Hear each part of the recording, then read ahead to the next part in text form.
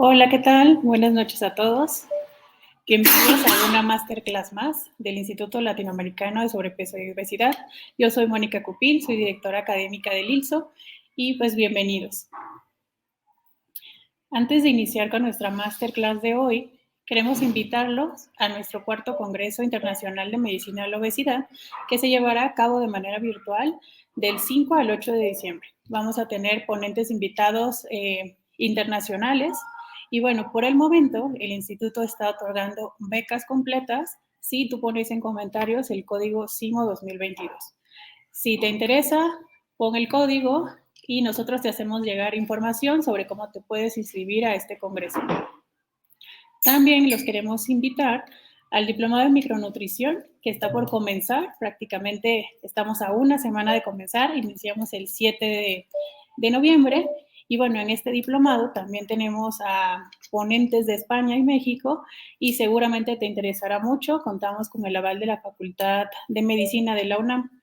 Si también te interesa, puedes inscribir el código micronutrición y obtendrás el 50% de descuento. Y bueno, para mayor información, te enviaremos todos los datos necesarios vía Messenger. Y bueno, nuestra masterclass de hoy se trata de un tema muy interesante. Nos acompaña el doctor Luis Zurita, quien también ya ha participado como profesor en los diplomados del instituto. El doctor Luis Zurita es cirujano bariátrico, cuenta con una especialidad en cirugía general por el Hospital Central Norte, Pemex, y con una especialidad en cirugía de mínima invasión, cirugía de obesidad, endoscopía gastrointestinal por el Centro Académico San Joseph Hamilton Healthcare y especialista en obesidad y delgadez. También cuenta con amplia experiencia en la realización de cirugía abdominal, laparoscópica, endoscópica, en balón gástrico y en el tratamiento de enfermedades metabólicas. El doctor Luis ha colaborado como cirujano general en el Hospital de Pemex y ha realizado procedimientos de cirugía de mínima invasión y obesidad en la Universidad McMaster en Canadá. Actualmente funge como coordinador de la Clínica Integral de Sobrepeso y Obesidad, CISO. Pues es un gusto tenerte con nosotros, doctor Luis. Y bueno, estamos atentos para esta masterclass el día de hoy. Muchas gracias, Mónica, por la invitación. Y empezamos. Entonces, el tema para hablar el día de hoy es el manejo quirúrgico del paciente con obesidad y entre los objetivos tenemos la evaluación preoperatoria del paciente con obesidad, la valoración multidisciplinaria, indicaciones, contraindicaciones, evaluación del tratamiento de las comorbilidades y tratamientos. Primero, hay que entender a la obesidad como una enfermedad. Obesidad no es un look, no es algo estético, es una enfermedad y como tal tiene necesidad de tratarse. Primero tenemos que entenderla y esta enfermedad es un padecimiento crónico. ¿Qué significa? Que no se cura, se controla. Con el paso del tiempo va avanzando y el peso va siendo mayor cada vez más, y no solamente el peso, sino todas las enfermedades que están relacionadas a esta enfermedad. Por ejemplo, hay más de 80 enfermedades: resistencia a la insulina, que nos genera ovario poliquístico, que nos genera infertilidad, que nos genera diabetes, hipertensión, apnea del sueño, colesterol, triglicéridos elevados, infertilidad, etcétera. Y también no es una causa única, es una enfermedad multifactorial, por lo cual necesitamos el respaldo de un equipo multidisciplinario para su tratamiento. Hay dos principales causas, unas que son las no modificables, como son los genes, y las otras que sí podemos hacer algo por ellos, que son la cuestión psicológica, alimentación, actividad física y las hormonas. Todas estas en un conjunto van ampliando esta enfermedad y la van haciendo cada vez que vaya avanzando. ¿Cuáles son los criterios para cirugía de obesidad según la norma oficial mexicana? Estos criterios son a cuestión nacional e internacional. Todos los pacientes arriba de 40 de índice de masa corporal son candidatos a una cirugía metabólica o bariátrica. Pacientes con más de 35 de índice de masa corporal o alguna enfermedad, ya sea diabetes, hipertensión, colesterol, triglicéridos elevados, etcétera. pacientes que tengan de 16 años en adelante o principalmente que hayan concluido su desarrollo físico, psicológico y sexual, un TANER 4. Esto no excluye a pacientes pediátricos, solamente que también tienen que ser valorados por un equipo multidisciplinario, entre los cuales está el cirujano, anestesiólogo, internista, nutriólogo y psicólogo con especialidad en cirugía bariátrica. Lo mismo nos comentan las guías internacionales para manejo de sobrepeso y obesidad, eh, entre las cuales el consenso del NIH nos marca lo mismo. Estas son algunas de las enfermedades que están relacionadas, las cuales serían indicatorias para un manejo de sobrepeso y obesidad con pacientes de más de 35. También ya se cuenta con la aprobación de cirugía metabólica. Esta se realiza en pacientes arriba de 30 de índice de masa corporal que tuvieran alguna enfermedad metabólica de difícil control. Antes se consideraba como investigacional, ya no. Ya es una cirugía que se puede realizar en pacientes con enfermedad metabólica, diabetes, hipertensión o alguna otra que sea de un control más difícil por esta enfermedad. Entre los criterios, pues bueno, tenemos que ver que un paciente haya intentado alguna otra cosa, que haya intentado algún manejo no quirúrgico, dieta, ejercicio, incluso medicamentos. Ausencia de contraindicaciones, ya sea médicas y psicológicas o psiquiátricas. Por ejemplo, si un paciente tiene una diabetes que no está controlada, que tiene una hemoglobina glicada arriba de 8, este paciente puede ser candidato, sí, nada más que hay que controlar la enfermedad. Lo mismo con hipertensión, o lo mismo con apnea del sueño. Si el paciente tiene una apnea del sueño y llega al equipo y no está diagnosticada y no está tratada, hay que controlarlo primero, de ver si requiere algún CPAP, ver si requiere manejo para hipertensión y ya que esté controlado, ahora sí ya puede ser un candidato para cirugía. Lo mismo con psicología. Si el paciente tiene un trastorno de ansiedad o depresión mayor y requiere pasar al psiquiatra, hay que primero controlar esas enfermedades para luego poderlo operar. El paciente tiene que estar informado, cumplido y motivado. El equipo multidisciplinario consiste en un médico internista que de preferencia tenga una alta especialidad o conocimiento para manejo del paciente con obesidad.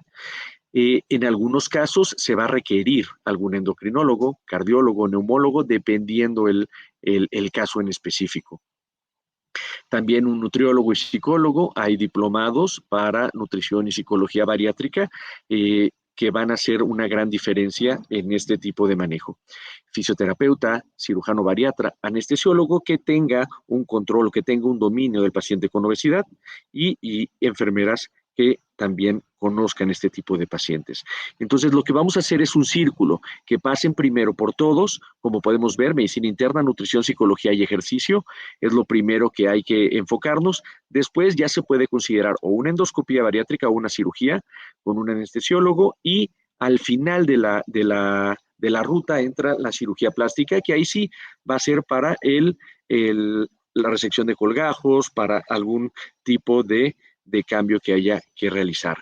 Para poder empezar, necesitamos tener una evaluación, una historia clínica completa, evaluar qué ha hecho el paciente antes durante toda su vida, desde su historia familiar, cuál ha sido su peso máximo, su peso mínimo, cuáles son sus intentos de pérdida de peso, qué enfermedades tiene, qué tratamientos ha tomado.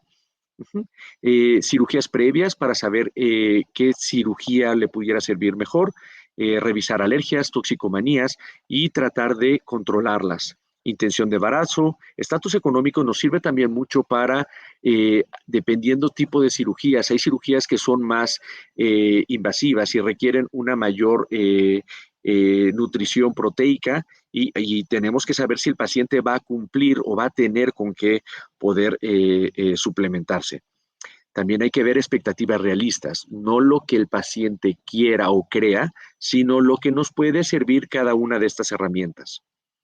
Hay estudios de laboratorios que son considerados como indispensables y otros que son sugeridos o recomendables. Por ejemplo, los que están en pantalla, los primeros van a ser indispensables y pruebas de función tiroideo, pruebas de vitaminas, apnea, estudio de endoscopía o de polisomnografía también van a ser recomendables dependiendo la historia clínica del paciente. Hay tres opciones principales para el manejo de sobrepeso y obesidad. La primera es multidisciplinario, la segunda multidisciplinario y la tercera multidisciplinario. Aquí quiero hacer énfasis a la necesidad, a la importancia del equipo multidisciplinario. No se vale, yo me quiero operar de manga, bypass, balón, porque quiero seguir comiendo igual, porque no quiero hacer cambios, porque no. Aquí el paciente tiene que estar comprometido y hacer cambios de nutriólogo, psicólogo, ejercicio y dependiendo en qué grado estemos, ya vamos a poder considerar algún potenciador de pérdida de peso o algún manejo quirúrgico. ¿Qué nos marcan las guías? Pues bueno, todo paciente, equipo multidisciplinario. De ahí, pacientes con sobrepeso y una obesidad leve, ya podemos considerar medicamentos o podemos considerar endoscopía. Pacientes con más de 30 índice de masa corporal, se puede considerar cirugía metabólica, incluso también se puede realizar cirugía bariátrica, un bypass gástrico en pacientes que tienen reflujo y más de 30 índice de masa corporal. Pacientes más de 35, cirugía metabólica o bariátrica, que es la misma, y en pacientes con superobesidad más de 60, aquí podemos considerar un manejo puente, ya sea con medicamento, con balón o incluso con una manga, para después realizar un procedimiento definitivo. También hay otras cirugías como la reganancia de peso o la cirugía pospérdida masiva, que es la cirugía plástica. Como empezamos, el internista tiene que conocer al paciente con obesidad. Por ejemplo, nosotros vemos que la obesidad es, siempre que le preguntas al paciente, ¿para ti qué es obesidad? Y me dice estos kilos de más, kilos, que no me pueda mover, que no me pueda. Entonces, esa es la puntita del iceberg. Lo que vemos, los kilos, es la puntita del iceberg. Hay que rasparle, hay que observar qué hay debajo de esos kilos. Y entre esos vamos a encontrar probablemente diabetes, hipertensión, colesterol, triglicéridos. Entonces, necesitamos buscar estas enfermedades específicamente. Que tengamos un buen control glicémico, con una hemoglobina glicada abajo de 8. Si hay, buscar apnea del sueño, si el paciente ronca, si tiene hipertensión de difícil control, ver sus perfiles hormonales, etcétera. ¿Qué otras contraindicaciones vamos a encontrar? Como comentaba hace rato, si hay una enfermedad psiquiátrica que no esté controlada, no es de que se contraindique por completo, pero sí tenemos que esperar a que ésta se controle. Un cáncer activo, enfermedad hepática avanzada, enfermedad coronaria inestable, apnea del sueño con una hipertensión pulmonar no controlada y pues bueno, buscar una adecuada esperanza de vida. El psicólogo, ¿qué tiene que hacer? ¿Por qué la importancia? Pues bueno, porque tenemos que ver que el paciente esté comprometido, que sepa con expectativas realistas. Hay que apoyar qué es lo que estamos haciendo bien, qué estamos haciendo mal. Si un paciente tiene malos hábitos, hay que empezar a controlarlos desde antes para que esta cirugía pueda tener un buen éxito. Ver si hay trastornos de ansiedad, depresión, frustración por las pérdidas fallidas de peso. No es mi última opción. Tienen que entender de que no es por una falla necesaria del paciente, sino que es una enfermedad y que esto nos va a ayudar a poder, como una herramienta, a poder bajar de peso y mantenerlo a largo plazo.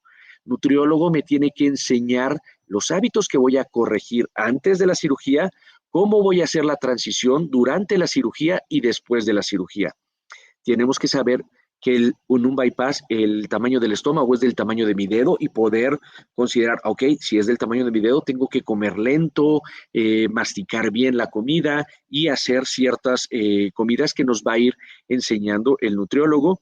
Tenemos que hacer una dieta prequirúrgica para poder disminuir el tamaño del hígado, facilitar la cirugía, facilitar la movilización del paciente. Y lo mismo con la actividad física. Tenemos que hacer actividad física, a lo mejor no correr, porque nos vamos a dañar si tenemos 20, 40, 60, 80, 100 kilos de más, pues probablemente nos vamos a dañar articulaciones, cadera, tobillos, rodilla, y no vamos a lograr una pérdida de peso adecuada. Hay que empezar a hacer actividad física y prepararnos para después de la cirugía. ¿Qué otra cosa tenemos que valorar? Probablemente una endoscopía para ver si el paciente tenga reflujo o no, una hernia tal, alguna lesión en el estómago que vamos a cortar o vamos a separar y ya más adelante no lo vamos a poder ver tan fácilmente. Un ultrasonido en caso de pacientes que hayan tenido datos de enfermedad colecicitis crónica litiásica. Sabemos que obesidad es una de los factores de riesgo. Entonces, tenemos que individualizar a qué paciente, cuándo y qué vamos a hacer. El consentimiento informado, tenemos que explicar al paciente. El paciente tiene que saber qué vamos a hacer, cómo van a ser las cirugías, cuáles son los riesgos, cuáles son los beneficios esperados. Pues bueno, tenemos que ver cuál es el objetivo principal del paciente, si es por peso, si es por las enfermedades, cuáles son las características del paciente, índice de masa corporal, enfermedades, y para poder individualizar cuál le va a funcionar. Para saber cómo funciona la cirugía, por qué la cirugía bariátrica, primero tenemos que saber que esta enfermedad es una enfermedad hormonal, no es un look, es una enfermedad hormonal. Hay muchas hormonas que están relacionadas con el ciclo apetito-saciedad. Y como podemos ver aquí, hay hormonas como la grelina, que es una hormona orexigénica que me da hambre, me da más hambre. Pacientes con obesidad se ha visto que esta hormona está más elevada y se produce aquí en el fondo del estómago. Hay otras hormonas como GLP-1 y PYY, que son hormonas que me dan saciedad, son hormonas que me protegen de la resistencia a la insulina. Estas hormonas se han visto que en los pacientes con obesidad se van apagando. Entonces, se pierde este control. Hay hormonas que me dan más hambre, hay hormonas que no me dan saciedad y no me protegen de la resistencia a la insulina. Voy generando resistencia a la insulina. La insulina per se es una hormona que es obesogénica, entonces se vuelve una bola de nieve que va a ser más difícil controlar, y lo que tratamos en cirugía bariátrica es controlar estas hormonas. Hay dos teorías en las cuales se considera de cómo pudiera funcionar la cirugía bariátrica, y entre estas tenemos la hipótesis del intestino proximal. Dos hipótesis del intestino proximal, en la cual nos dice que si nosotros saltamos el estómago es como el director de orquesta, que cuando la comida llega al estómago empieza a preparar a todos los órganos. Por ejemplo, si yo me como una barbacoa, llega grasa al estómago y el estómago le va a decir a la vesícula, ahí viene grasa, por favor apriétate y mándame bilis hacia el intestino para que se junte con la grasa y se pueda absorber. Oye, páncreas, ahí viene grasa, mándame lipasa, que es una de las tijeras que va a cortar la grasa para facilitar su absorción. También ahí viene azúcar, mándame amilasa, viene proteína, mándame otra tijera que se llama proteasa, también mándame insulina. Entonces, empieza a preparar al aparato gastrointestinal para que se empiece a cortar y se empiece a absorber la comida. Entonces, si yo me salto al estómago, como lo hacemos en un bypass, que vamos a ver más adelante, apago grelina, apago cierta señalización de estas hormonas o incretinas proximales y GIP, que es una de las hormonas que también nos ayuda a absorber más comida. Entonces, esta es la del intestino proximal, saltándome a estómago, duodeno y yeyuno proximal. Hay otra que es la del intestino distal, que aquí, al llegar la comida de forma no digerida, porque la comida va a venir ahora directamente al intestino, y las tijeras que van a cortar la comida van a venir en el otro brazo. Por eso esta se llama bypass en Y de Roux. Se forma una Y. La comida viene por un brazo y las tijeras que cortan la comida y los ácidos biliares vienen por otro. Entonces, aquí abajo se van a juntar, nos vamos a saltar por lo menos 2 de los 6 metros del intestino, y lo que estaba dormido, que son las células L que me producen GLP-1 y PYY, se van a despertar. Por eso esta le sirve a pacientes con obesidad, con diabetes, y nos ayuda a revertir esta diabetes o resistencia a la insulina en los primeros días de la cirugía. Entonces, intestino proximal, actuamos sobre GIP, SSK y grelina. Intestino distal, actuamos principalmente sobre GLP-1 y PYY, estimulándola. Entonces, esto es lo que buscamos hacer. Obesidad es la enfermedad de la grasa, que con mis factores genéticos tengo cierta predisposición genética a esta enfermedad, más todos los factores ambientales, que si me cuidé, que si no hice ejercicio o si lo hice, el tipo de dieta que llevé, los trastornos psicológicos, se empieza a enfermar la grasa se hipertrofia y cada vez va creciendo y empieza a tener incrustaciones de macrófagos y se empieza a enfermar más y me empieza a alterar este ciclo apetito-saciedad, que junto con cambios en las incretinas, sales biliares y la microbiota, me va avanzando esta enfermedad y las enfermedades que están asociadas.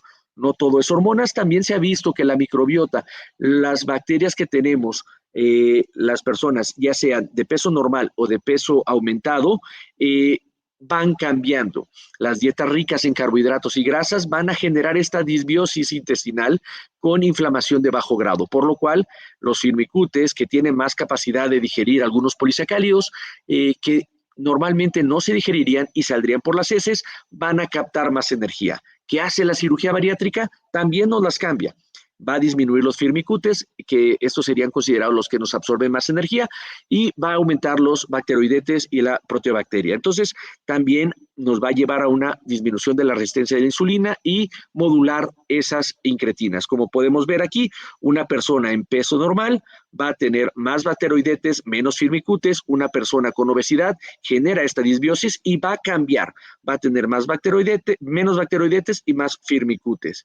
También los ácidos biliares van a generar un rol muy importante en la cirugía bariátrica, por lo cual vamos a tener que ciertos agonistas de los receptores de TGR5 nos van a aumentar la secreción de GLP-1 y PYY.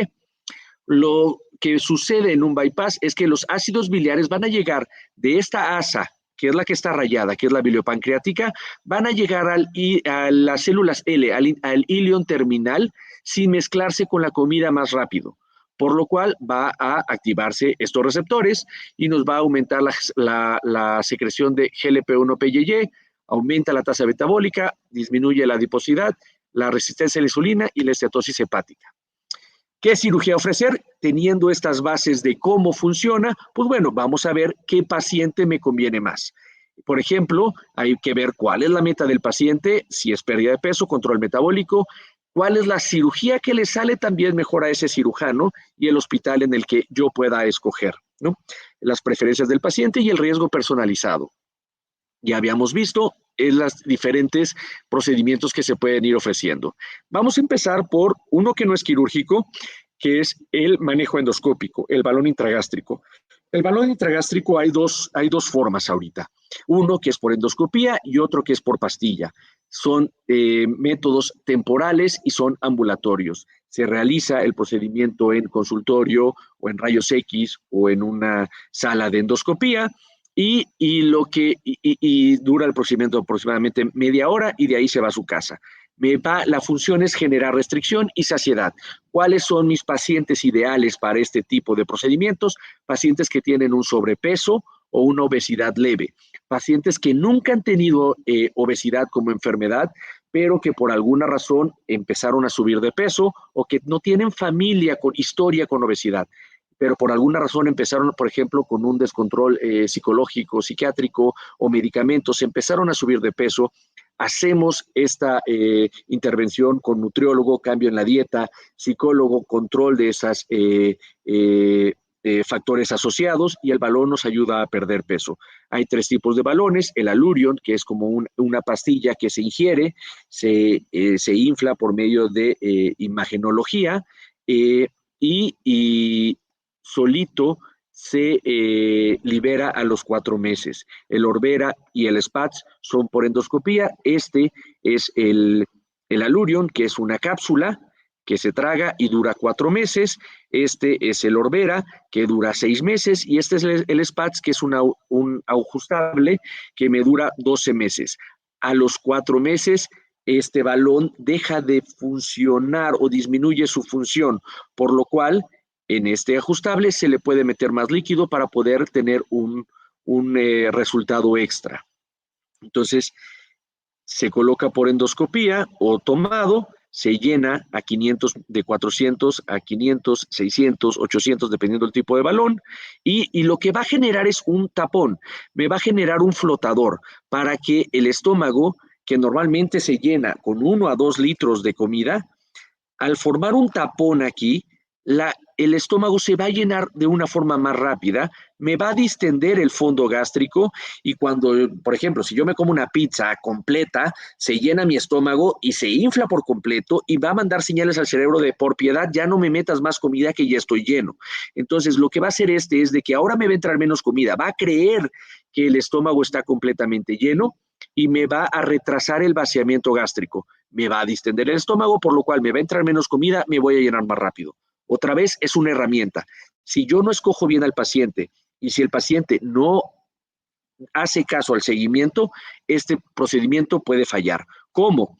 Si yo no escojo bien al paciente, es un paciente que toda su familia tiene obesidad, que el paciente toda su vida ha tenido obesidad, y yo le quiero poner un balón para curarlo, entre comillas, para curarlo y que baje de peso y se mantenga abajo toda la vida, probablemente las expectativas no sean realistas.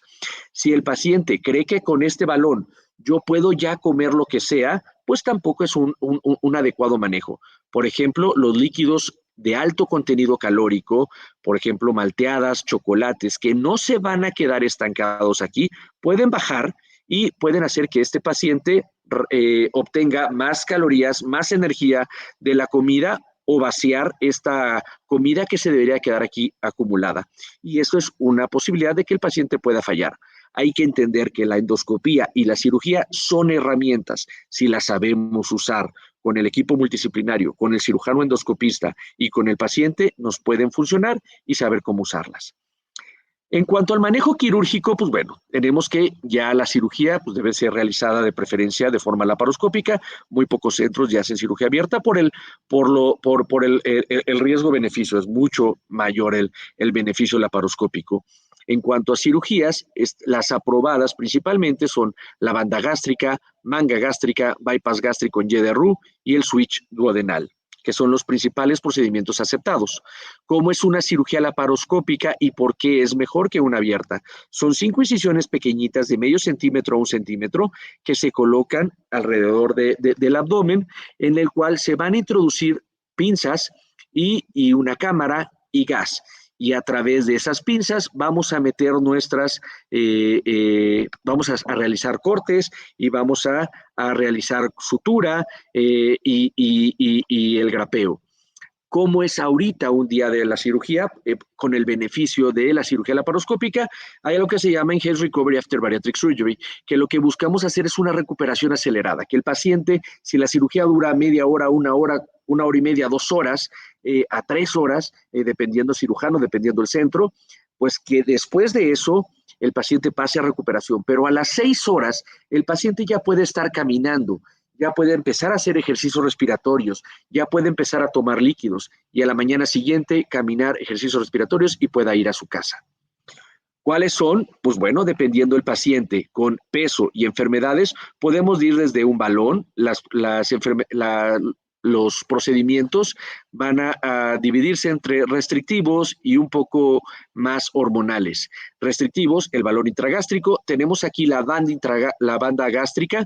La banda gástrica ya se ha dejado de usar, se usó mucho en los 90s, últimamente ya han habido otras cirugías como la manga y bypass que han tomado su lugar. La banda, ¿por qué la pongo? Pues bueno, para conocer un poco de ella. Es como un collar que se ponía alrededor del estómago para disminuir la cantidad, disminuir el paso de la comida, que junto con el equipo multidisciplinario, este paciente iba bajando de peso. De ahí sigue la manga, de ahí sigue el bypass y de ahí entraron también los procedimientos que son simplificados, como el mini gastric bypass, el SADIS y al final el switch duodenal. Tenemos aquí la banda, a quienes se les recomienda, a adolescentes, adultos jóvenes o un índice corporal alrededor de 30 de índice masa corporal. No me voy a detener mucho en la banda porque ya no se usa tanto, pero es bueno conocerla. Es este collar que va alrededor del estómago y se conecta a un tamborcito que va a la piel. A través de este tamborcito se mete líquido o se vacía líquido para disminuir el paso o favorecer el paso de la comida.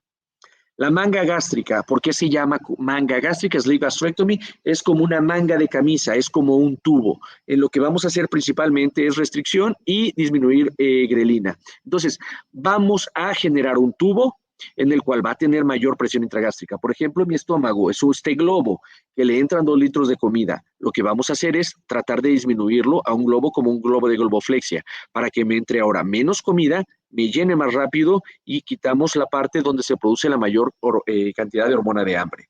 Entonces, así es una cirugía laparoscópica, se meten trócares, 4, 5, a través de esos trócares se va a meter una cámara, gas y se van a meter pinzas. Y nos va a servir para ver adentro. En la manga solo vamos a trabajar la parte de arriba, en la parte del estómago. Este estómago que se infla y le entran 2 litros de comida, vamos a liberar toda la curvatura mayor, todos los vasos cortos y todas las adherencias retrogástricas. Ya que liberamos toda esta parte del fondo y cuerpo, metemos una sonda a través de la boca y nos va a servir como férula para cortar con una engrapadora mecánica, y esta parte del estómago la sacamos por una de las heridas de 1 centímetro. Es una cirugía que no es reversible, me va a quitar la mayor cantidad donde se produce hormona de hambre o grelina o hormona orexigénica, me va a dar menos hambre, me voy a llenar más rápido y me va a entrar menos comida. Como todo procedimiento, como toda herramienta, si no la sabemos usar bien, puede tener ciertos problemas. Los 2 principales problemas de una manga gástrica es, al aumentar la presión intragástrica en un paciente que tenga previamente reflujo, me puede aumentar el reflujo gastroesofágico. Y la otra es, me va a disminuir el hambre y me va a disminuir la cantidad de comida. Sin embargo, no me va a quitar la calidad. Si yo a este estómago le meto una malteada, si yo a este estómago le meto unos chocolates, le meto unos panecitos, le meto comida con alto contenido calórico, sobre todo lo líquido, va a resbalar muy bien y va a ser absorbido por el intestino. Entonces, es una herramienta que yo ya sé, ok, me va a disminuir el hambre, voy a poder escoger mejor lo que como. Es por decir, si vamos a un centro comercial donde venden, por ejemplo, a un centro de autoservicio, donde venden por mayoreo, y como vamos con un carro totote y muertos de hambre, pues probablemente mi elección no sea la mejor. Puede escoger mucho de todo y llenar todo el carrito. Si vamos a lo mejor a un centro comercial de los otros donde se vende por menudeo, pues sin hambre y con un carrito más chiquito, probablemente yo pueda escoger mejor lo que le mete ese carrito, ¿no? Entonces hay que corregir hábitos, hay que corregir costumbres. De los otros procedimientos que son considerados como mixtos, que son más hormonales, tenemos el bypass y tenemos el switch, que vamos a buscar que entre menos comida, que se absorba de cierta forma menos comida, porque la digestión va a empezar un poquito más abajo, vamos a hacer los cambios de la microbiota y los cambios en las sales biliares. El primero de ellos es el bypass gástrico. El bypass gástrico va a tener varias formas de funcionar. Primero, se va a hacer un estómago más pequeño, del tamaño de mi dedo gordo, 6 centímetros por 3 centímetros, del tamaño de 30 mililitros, del tamaño de un caballito de tequila, del tamaño de un huevo. Entonces, este estómago, lo que vamos a hacer es saltarnos el paso habitual de la comida, que antes pasaba por estómago, duodeno y yeyuno, lo vamos a conectar directamente ahora al yeyuno. ¿Ok? Entonces, este va a ser un brazo de la Y de Roux. La comida iba de polo superior a polo inferior, ahora vamos a cambiarlo. Vamos a abrir un brazo de la Y de Roux, que va a ser esófago, estomaguito y el asa alimentaria, que se llama esta, que es la que subimos. Y el otro brazo de la Y de Roux es donde se produce grelina, donde se produce ácido, donde llega la bilis y las enzimas pancreáticas, que van a bajar por el otro brazo y se van a encontrar con la comida acá abajo. Entonces, en la parte azul viene la comida, en la parte amarilla vienen las tijeras que van a cortar la comida. En la parte amarilla es el asa biliopancreática. Se juntan tijeras, se junta con comida y empieza a cortarse la comida, y entre estas normalmente nos saltamos alrededor de 2 metros. Un intestino habitualmente intestino delgado, tiene habitualmente 6 metros de longitud. Aquí nos vamos a saltar los primeros 2 en la mayoría de los casos. Entonces, me entra menos comida, apago estimulación de hormona de apetito grelina, apago estimulación de vesícula biliar, apago, disminuyo estimulación de páncreas, apago GIP o hormona que nos ayuda también para almacenamiento de energía, y voy a prender más rápido por sales biliares y por la comida las zonas finales. Entonces, estas son las tres asas: el asa alimentaria, que es donde va a venir la comida, el asa biliopancreática y el asa común. La derivación biliopancreática es una cirugía que se usaba principalmente para pacientes con super obesidad o con mayor desequilibrio metabólico, una diabetes de difícil control. Esta fue la madre de la manga gástrica, porque en un paciente que se quiso hacer un switch, primero se cortaba el estómago, pero por la dificultad del paciente se tuvo que dejar así. Entonces, el paciente solo con manga gástrica fue bajando de peso. Pero normalmente la manga gástrica se usa para que estos pacientes que tienen 100, 200 kilos de más, podamos hacer una cirugía un poco más segura, solo trabajando en esta zona, y ya después de que haya bajado de peso el paciente, se pueda complementar con un segundo tiempo intestinal para una mejor pérdida de peso y mejor control de enfermedades metabólicas. Uno de los problemas que tenemos en México es que para esta cirugía necesitamos una dieta alta en proteínas, porque hay mayor desnutrición proteico-calórica, y cosa que no hay tanto en la población mexicana. También hay otras técnicas simplificadas, como es el BAWA o Mini Gastric Bypass, que lo que hacemos es solamente hacemos una anastomosis conectando el estomaguito a el intestino, para que la comida nos saltemos de 2,5 metros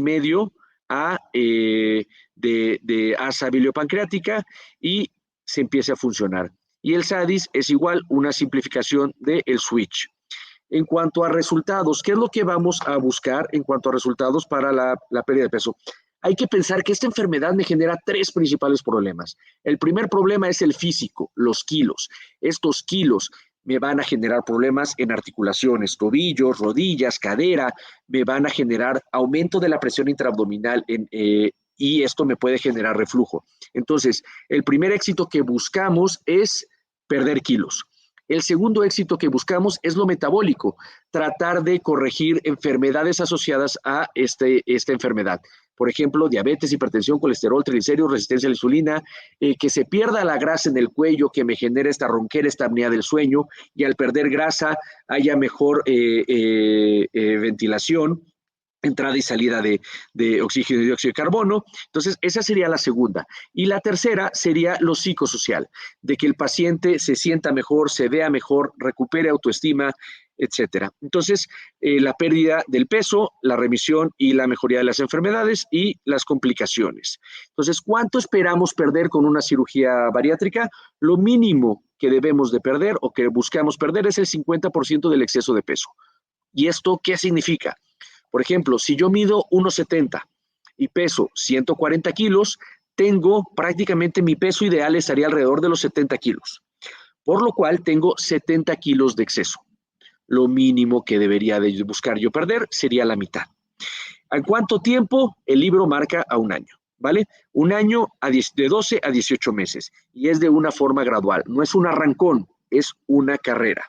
Entonces, si yo tengo 100 kilos de más, lo mínimo que debo de perder son 50 y de ahí para arriba. Mientras menos kilos tenga el paciente, es mayor el porcentaje. Mientras más kilos, es menor el porcentaje. Lo que hay que buscar es éxito, se llama 50%, muy bien, 75%, excelente el 100%. Pero esto va a depender de muchas cosas. Por ejemplo, aquí tenemos este estudio que es el del SOS, un estudio sueco que fue de los primeros que salió a largo plazo, en el cual comparaban los controles, los que no se operaban, que estaban con nutriólogo, psicólogo internista, subían, bajaban.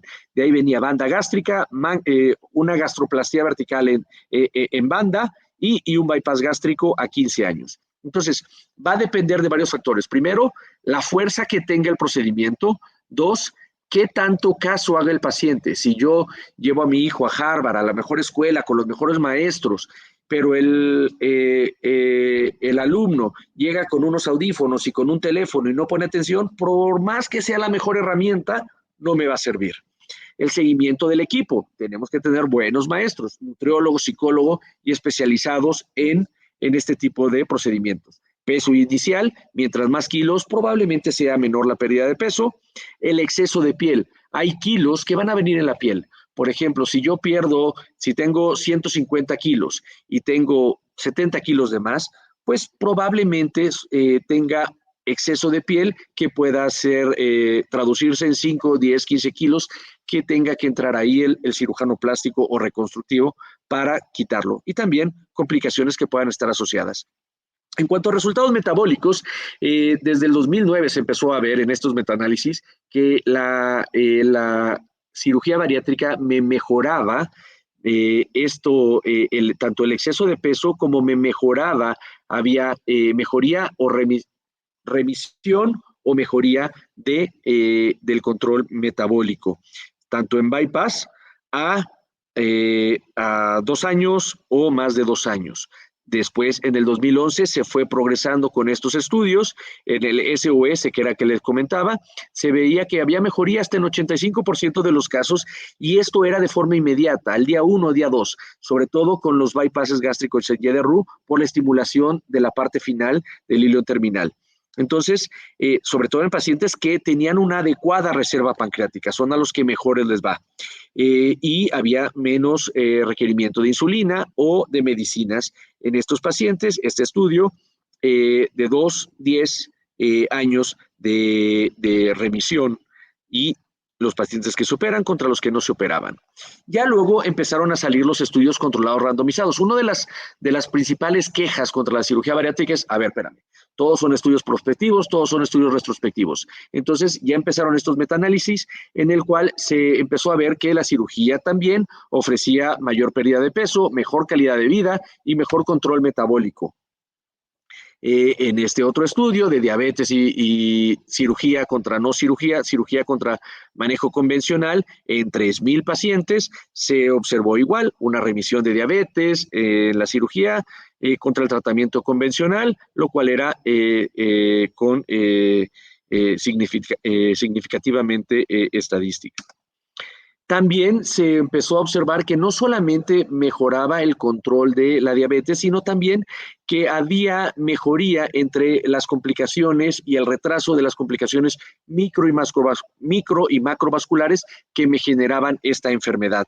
Y se hacía su comparación entre los pacientes con manejo médico y manejo quirúrgico. En esta necesidad de estudios controlados randomizados, que son los que tienen mayor fuerza, empezó Gertrudis Migrón. Gertrudis Migrón empezó con un estudio en cuanto comparaba al bypass gástrico, la cirugía bariátrica, bypass gástrico y switch duodenal contra el tratamiento convencional para el control y remisión de la diabetes mellitus. 3 grupos, 20 cada uno, seguidos a 5 años. Aquí, como podemos ver, la hemoglobina glicada se consideraba una remisión a 5 años cuando los pacientes tenían menos de 6.5 de hemoglobina glicada. El manejo médico, 6.6 contra 50, 27 a 5 años contra 42 o 68. Por lo cual había mayor pérdida de peso, había mejor en el riesgo cardiovascular y la disminución de medicamentos. Esto fue Gertrudis Migrón, como primero en el 2015. Ya luego viene otro estudio donde, si se acuerdan, con Gertrudis Migrón era 6.5. Acá se puso más agresivo en la Cleveland Clinic, en Philip Schauer, pidiendo 6 de hemoglobina glicada. Y comparaba ahora bypass y la manga, ya salió el switch, con el manejo convencional para diabetes. Aquí eran más pacientes, 150 en 3 grupos, y se observó que a 5 años la cirugía, tanto el bypass como la manga, tenía mejores resultados en remisión, en hemoglobina glicada, pérdida de peso, triglicéridos, HDL, uso de insulina y calidad de vida. Una de las contras que también se creía de la cirugía bariátrica es que si era una cirugía o no segura. Esta cirugía pues va a tener una muy buena tasa o muy baja tasa de morbimortalidad, dependiendo del centro en el que se haga. En uno de estos estudios, por ejemplo, de Chang, de este metaanálisis y revisión sistemática, se observó que esta mortalidad perioperatoria era menor del 0.1% y a 30 días del 0.3%, que si nosotros lo comparamos con cirugías como la colecistectomía, como una apendicectomía o una cirugía de reemplazo de cadera en un paciente con obesidad, el riesgo es muchísimo menor. Entonces, si este paciente con obesidad tiene una apendicitis aguda o una colecistitis, el riesgo de complicaciones, al ser un paciente que metabólicamente no está controlado, probablemente tenga apnea del sueño, hipertensión, que nunca usó CPAP, que nunca se le controló su diabetes o que nunca se le controló la hipertensión porque no se conocía y entra a quirófano, aparte de la enfermedad aguda, tiene mucho mayor riesgo que un paciente de cirugía bariátrica que tiene que pasar por todo su proceso, tiene que entrar en una cirugía que lo ideal es de que sangre menos en toda la cirugía que en lo que le toman del laboratorio, ¿no? Entonces debe ser una cirugía controlada y limpia, por lo cual todo esto tiene que disminuir la morbimortalidad. Y a largo plazo también se ha observado que la mortalidad es menor a 5 años comparado los casos contra los controles, no solo por diabetes, no solo por enfermedades de corazón, sino también por menos mortalidad y más sobrevida, sino también en otras enfermedades como cáncer incluso. Por lo cual, para concluir, tenemos que hay varios tipos de procedimientos. El manejo endoscópico y quirúrgico no solo es uno, hay que individualizarlo al paciente. Tenemos que saber y conocer cuál es mi batería de herramientas, desde el balón intragástrico, la banda, la manga, el bypass gástrico en Yederru, el mini gástrico bypass, el SADIS y el switch. Y concluyendo, la cirugía bariátrica o cirugía metabólica es el mejor tratamiento en la actualidad para la obesidad y sus enfermedades asociadas. Ya hay evidencia de estudios controlados randomizados que son los de mayor fuerza. Es una cirugía segura, con baja tasa de complicaciones, siempre y cuando se realice en manos expertas y en un centro experto. La manga gástrica actualmente es la más realizada y el bypass gástrico en Yederru continúa siendo el estándar de oro para el tratamiento de esta enfermedad y sus enfermedades asociadas. Muchas gracias, quedo abierto para cualquier duda que tengan.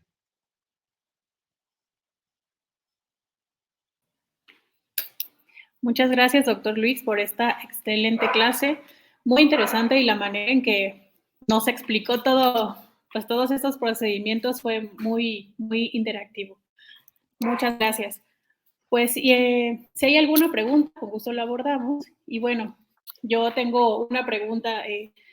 ¿Cómo les ha tocado pacientes que no los aprueben en este protocolo que se hace en todo el equipo multidisciplinario, ya sea porque detectan que tiene un trastorno de alimentación y esto sea como un motivo para no aceptarlo?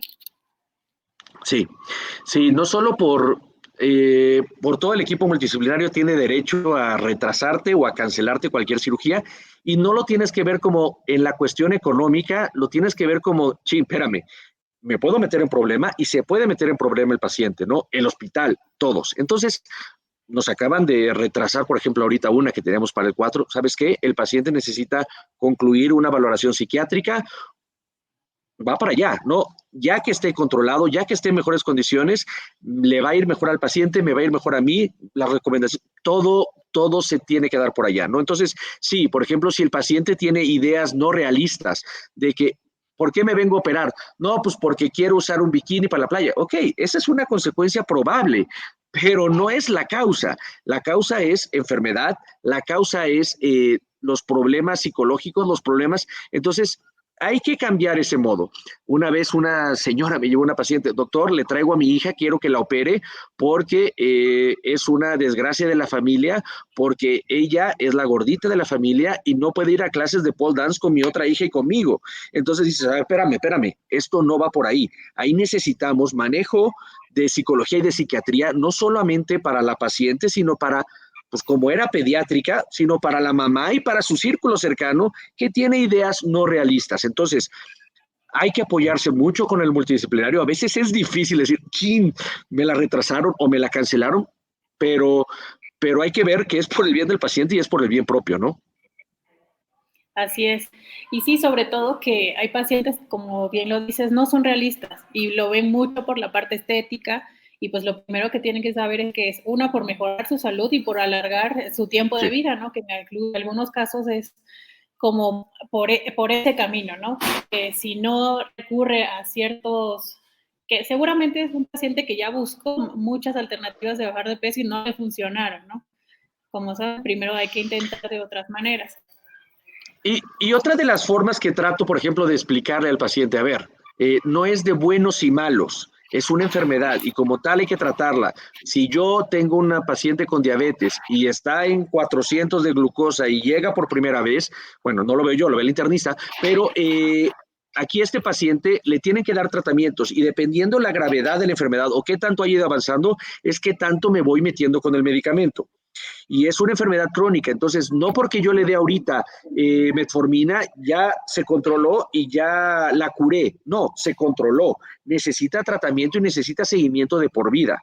Igual, un paciente con alcoholismo.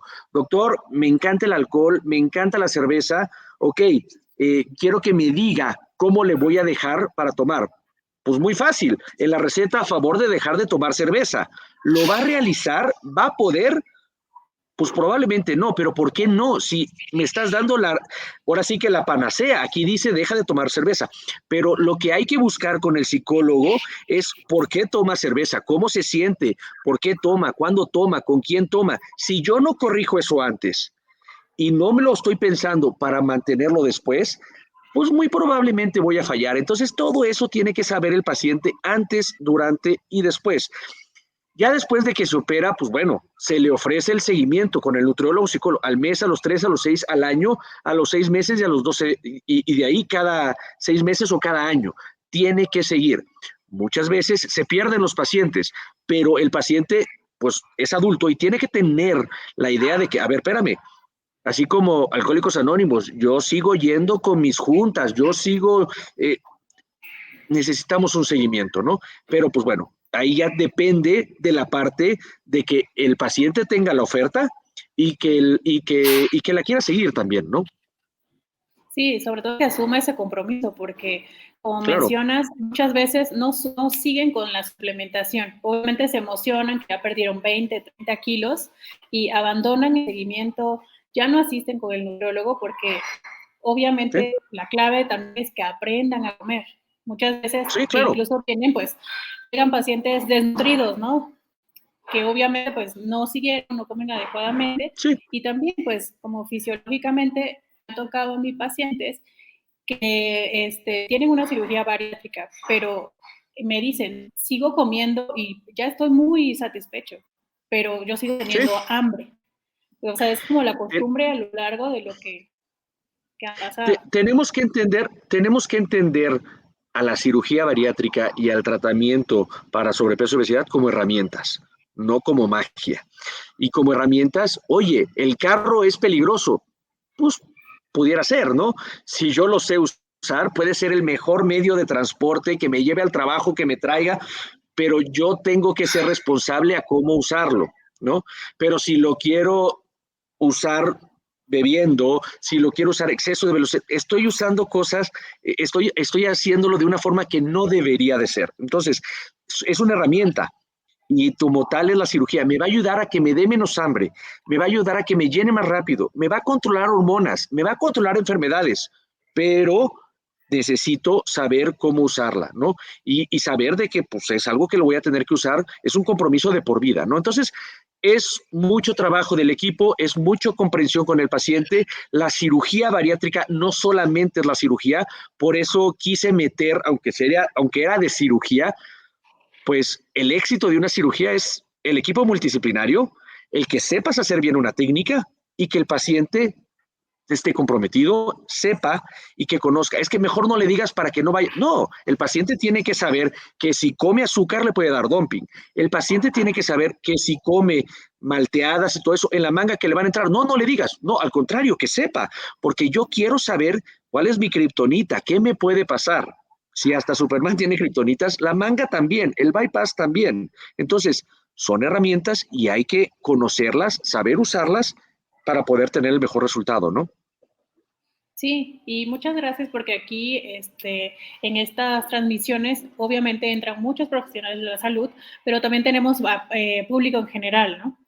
Entonces es bueno que también conozcan que pues la cirugía sí es una gran solución, pero como bien mencionas, tiene ciertos efectos que hay que asumir Claro. y también muchas veces piensan que si tengo el dinero, voy mañana con un cirujano y me va a operar. Pues no, es todo Sí, un proceso por el que tienen que pasar y pues no es así pues tan fácil, ¿no? Como muchas veces supone. En algunos lados sí, pero también por eso tienen que, pues, entender el paciente que, por ejemplo, si yo voy, no sé, a algún lugar donde hagan turismo médico, voy, me opero y pues no me vuelven a ver y pues regané de peso o me compliqué o algo, pues puede fallar. Por eso es necesario que si van a donde sea, ¿no? Tengan siempre atrás el respaldo de un equipo multidisciplinario, ¿no? Y que sepan de que necesitan un equipo multidisciplinario, que no es solamente la cuestión económica, como dices, sino es pensar en hacer cambios a corto, mediano y largo plazo, ¿no? Sí, sí, muy bien. Pues muchas gracias, doctor, por esta excelente clase. Esperamos que si el público tiene alguna duda posterior, con gusto creo que el doctor nos puede apoyar. Y bueno, pues no me queda más que darle las gracias y es siempre bienvenido al instituto. Muchas gracias, Mónica. Y para nada más terminar, invitar tanto a médicos generales, profesionales de la salud, de que no le tengan miedo y también tampoco es excluido, ¿no? Todos somos parte de un equipo. El paciente con diabetes que se le controla su diabetes tiene que ser seguido por el médico general o por el internista. El paciente con nutrición que bajó de peso, pues qué bueno que mi paciente haya bajado de peso. Es un logro del nutriólogo y del cirujano y de todo el equipo y tiene que dar un seguimiento después. Entonces, también perder esa de que, uy, si lo operan ya no me vuelve a ver. No, el paciente tiene que estar ahí. Somos un equipo, debemos de ser un equipo y debemos de funcionar como un equipo antes, durante y después, ¿vale? Sí, y sobre todo cada personal del equipo multidisciplinario asumir el papel que le toca y sobre todo, o sea, seguir capacitándonos sobre el manejo y de todos estos tipos de alternativas, claramente. Sí, así es. Vale, pues Bueno, muchísimas pues gracias, Mónica.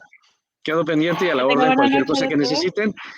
Ahí están nuestras redes, con mucho gusto, el correo y tenemos equipo multidisciplinario tanto en Pachuca, en Pachuca, en Ciudad de México, en El Ángeles, México y en El Ángeles Villahermosa, en Villahermosa, Tabasco. ¿Vale? Muy bien, doctor. A su orden. Gracias. Pues muchas gracias a todos por acompañarnos el día de hoy. Y bueno, vuelvo a recordarles que en diciembre vamos a tener nuestro cuarto Congreso Internacional de Medicina de la Obesidad, con ponentes internacionales invitados del 5 al 8 de diciembre. Y si tú escribes el código SIMO 2022, puedes tener una beca. Te vamos a dar información de cómo te puedes inscribir. Y también el 7 de noviembre iniciamos nuestro diplomado en micronutrición. También tenemos colaboraciones de ponentes y profesores de México y de España. Con el código MICRO puedes obtener el 50% de descuento y por aquí te mandamos toda la información vía Messenger. Pues fue un placer estar con ustedes el día de hoy. Te agradecemos mucho al doctor Luis y bueno, gracias por formar parte de estas transmisiones que fueron en conmemoración al Día del Médico y espero que las hayan disfrutado mucho. Hasta luego.